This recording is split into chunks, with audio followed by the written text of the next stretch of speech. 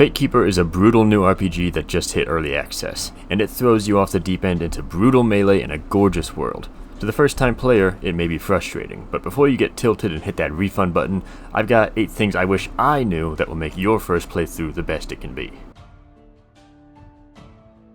The tutorial teaches you how to dodge, but it doesn't tell you that if you time it to just before you're hit, you'll do a perfect dodge, and this is useful because it causes enemies to stumble, leaving them wide open to an attack, or for you to take a step back. You'll need this most when you get to the first boss fight, because it's one of the few ways you'll be able to dish out damage.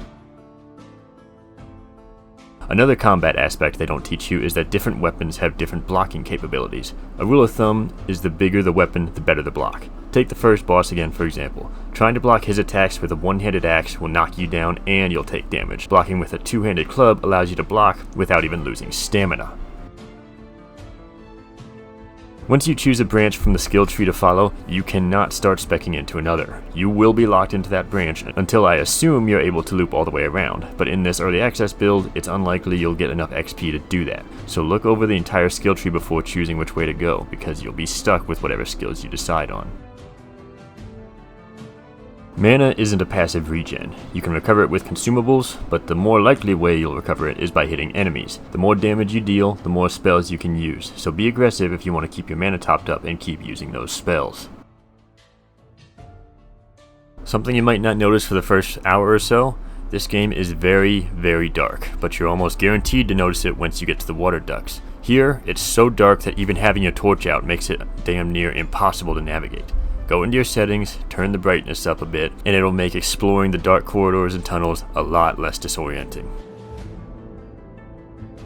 In contrast to a lot of melee games where you're expected to be disciplined, it is far more reliable to maintain a combo in this game by spamming your attack button.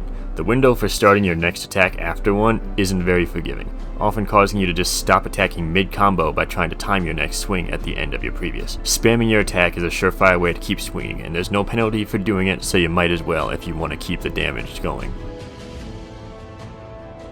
This is a very specific one, but one that'll help a lot of people. The first boss has a stomp attack that by looking at, you would assume you need to get some distance in order to avoid. That's not true. If you get the timing down, you can perfect dodge this attack, which is far more reliable than trying to get distance because you move very slowly and the windup is too short to sprint away from if you're already close to him. Something to keep in mind, the shockwave from his stomp is not at the instant his foot makes contact with the ground. It's very slightly after, and that'll get you the first few times, but once you get it down, it is far easier.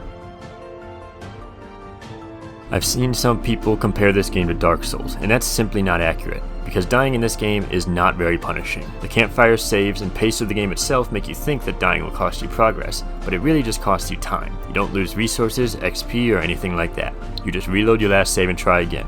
So don't be afraid to use your resources. I spent the first half of the game in my playthrough hoarding my resources because I was scared I'd use them and die anyway. But even if they don't save your life, you'll get them back when you reload your last save. So don't be shy. And even beyond that, just have some fun. Take a reckless move. Line people up for cliffs or traps. Make a spectacle of it.